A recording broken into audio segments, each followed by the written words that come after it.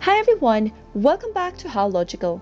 In today's video, I'm going to guide you through how to download Myspace photo and videos. Keep watching the video till the end and don't forget to subscribe to our channel if you've not yet. Also, press the notification bell icon so that YouTube will notify you whenever we post a new video. If you'd like to download your videos or photos that you find on your Myspace account, then here's how to do it. Go to www.myspace.com and log into your account. Once you're in, go ahead and find the photo or the video that you'd like to get. Once you find the picture that you'd like to download, simply give it a right click and click on Save Image As. Type in the file name for your picture and click on the Save button. As soon as you do that, you'll be able to download your picture from Myspace to your computer. Open the file in order to view the image.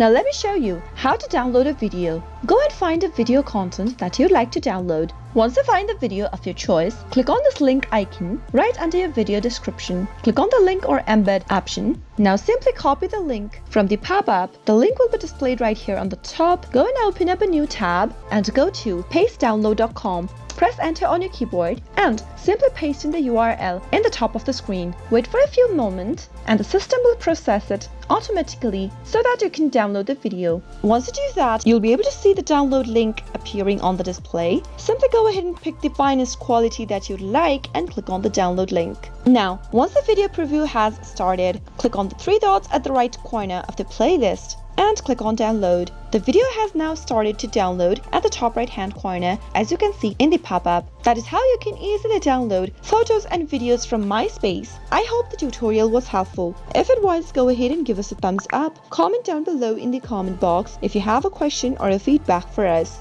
I'll soon be back with more tutorial videos like this. Thank you for watching.